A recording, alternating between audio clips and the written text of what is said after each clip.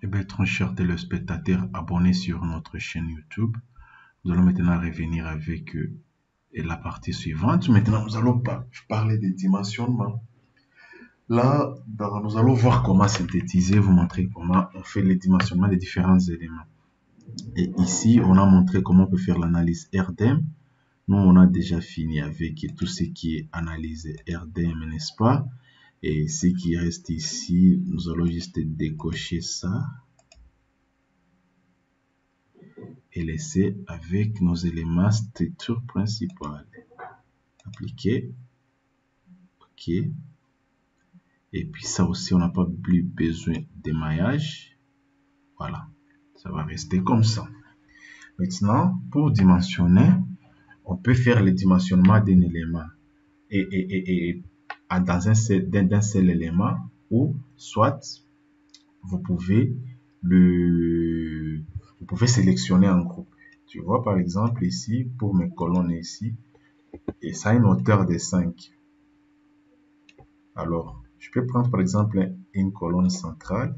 Par exemple, ici, je prends par défaut, je prends cette colonne ici. Vous voyez, c'est la colonne que je viens de prendre. Alors, je dois aller ici, Sophistic, Analysis and Design. Je vais aller sur poteau. Ouais, j'ai sélectionné une colonne. Tu vois directement, ça me donne la dimension. C'est 20 x 45 avec un arrobage de combien? Voilà, ça c'est un poteau de 0,0. Ça se trouve au niveau de la fondation. Alors ici, étendue de sortie standard ou complète. Par exemple, je peux mettre les modèles de calcul complète. Ça, c'est pas un groupe. Mais je peux créer ça en groupe. Et puis maintenant, ici, la longueur, c'est 5 mètres. Et puis par après, degré de liaison. Tu vois là-bas, et configuration XZ, c'est articulé, articulé. Là, vous pouvez encastrer, articuler ou encastrer libre. Tu vois? Et nous, par exemple, nous pouvons mettre, par exemple, encastrer libre.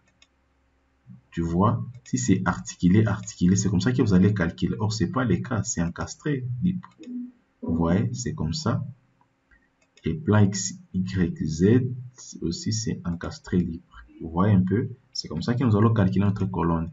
Les efforts, tu vois directement que toutes les études que nous avions fait pendant la descente des charges, emplacement des hauts en bas, les numéros, la valeur des G et des Q sur les différents éléments, les moments M, Y, M, Z. Directement, même avec ça, vous pouvez envoyer, par exemple, dans vos notes de calcul ou dans Excel, tout ça, vous pouvez envoyer ça dans Excel, vous faites une copie comme ça, et puis vous envoyez ça dans Excel. Nous avons la valeur de l'effort, la plus grande effort qui est appliquée ici, la combinaison de tous les efforts selon la descente des charges, vous voyez là-bas, et puis par après la combinaison. Tu vois, ici, nous avons des combinaisons générées automatiquement. Voilà, ça c'est les combinaisons automatiques. Maintenant, ici, nous avons des combinaisons manuelles. Ici, ça va prendre en compte la combinaison fondamentale parce que déjà au préalable, quasi permanente déjà pris. Ça va prendre la combinaison et la combinaison à l'état limite et ultime et les combinaisons accidentelles. Vous voyez là-bas. Et puis maintenant, vous pouvez générer des combinaisons automatiquement. Ça sont les combinaisons générées automatiquement, mais nous avons nos propres combinaisons que nous avons créées de les débits. Pour les dimensionnements, voilà. Et pour les dimensionnements, voilà les valeurs dimensionnantes de l'effort de dimensionnement que nous allons utiliser. Vous voyez, voilà. Et là, ce sont les sections proposées de notre colonne. Et puis la direction de flexion par restriction, dans quel sens on va laisser. Les normes de calcul que nous allons utiliser, c'est la norme française par défaut. L'imperfection géométrique que nous allons les vérifier selon les normes de calcul. Et puis on va appliquer ici. Si nous allons utiliser l'excentricité, non. On va laisser la distribution des courbures, non. La construction, par exemple, nous pouvons par exemple faire la vérification à la construction selon une norme quelconque, vous voyez. Et puis peut-être nous allons dimensionner, calculer. Voilà, nous allons vérifier. Vous voyez là-bas, directement, il y a des choses que nous avions sélectionner. Et puis, voilà, je peux supprimer ça. Je peux cliquer ici. Je rentre là. Ici. Je prends toujours là. une autre colonne, je vais là-bas, je sélectionne ça, je clique terminer. Je ne vais pas m'embrouiller la tête sur beaucoup de choses. Je vais mettre par exemple la colonne 1 et puis je vais laisser ici par défaut. Je laisse par défaut, par défaut, par défaut, par défaut. Je lance les calculs pour voir. Vérifier. Pourquoi ça? Je dois vérifier ça. Pourquoi ces informations? Je vais voir.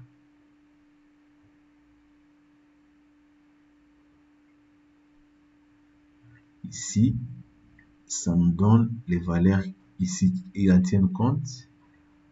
Ici, avertissement, les armatures requises ici ne peut être placées. Merci de vérifier la disposition d'armature. Vous voyez, les armatures ici requises. Tu vois d'abord, là, c'est une raison de plus, par exemple, de revoir mon dimensionnement.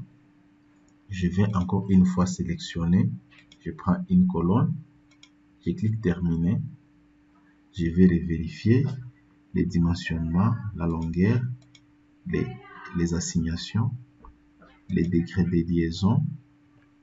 Ici, degré de liaison, ça peut toujours personnaliser, ça peut rester encastré libre, mais c'est encastré articulé. Oui, on peut mettre encastré aussi articulé. Ok, les efforts, nous avons ça. La combinaison, nous avons ça. On peut par exemple laisser une combinaison automatique. Et puis les dimensionnements. Et puis pour les dimensionnements, tu vois ici les combinaisons, les efforts, les liaisons. C'est le logiciel qui va nous proposer les armatures. On peut voir. Vous voyez là-bas et le résultat c'est correct. Vous voyez. Et là, on peut voir les notes de calcul. Là, les dimensionnements étaient bien faits pour nos colonnes. Voilà, nous avons toutes les notes de calcul. Vous voyez là-bas.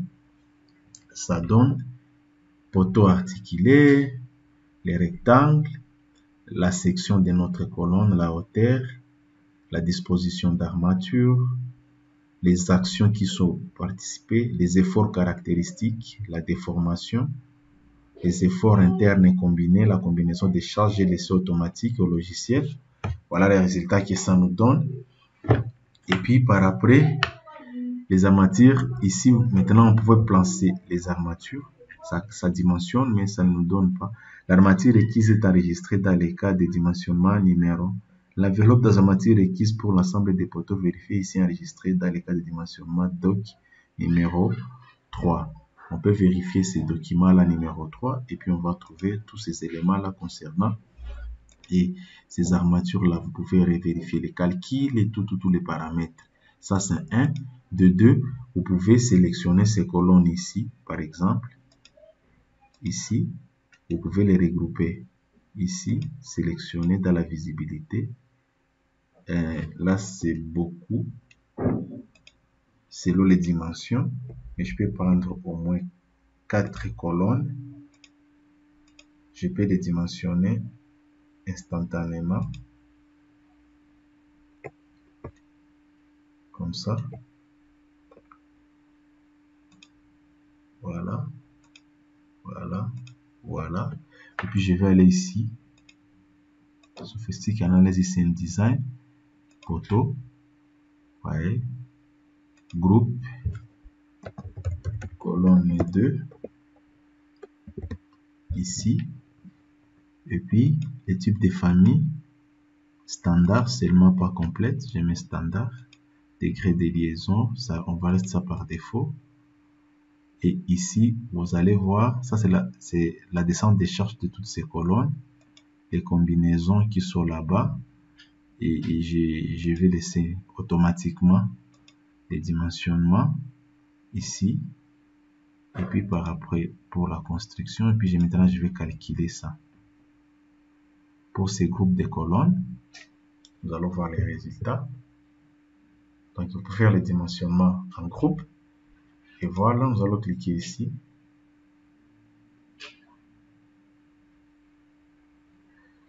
Et puis voilà, ça va nous donner toutes les notes de calcul. Tu vois là-bas, ça nous donne, ça devient OK. Voilà, ça c'est la proposition différage que le logiciel nous donne. Maintenant, c'est à nous maintenant de choisir cette disposition constructive. Vous voyez, ça c'est les normes. Vous voyez, donc ça est là-bas. Ça nous donne tout ici. Les courbes nominales et les camps de dimensionnement, méthode de la courbure nominale. Ça fait donne les extrantéments, les charges qui sont appliquées sur les poteaux et les notions de lancement et tout ça, ça vérifie ici. Et les armatures requises ici. Tu vois l'armature.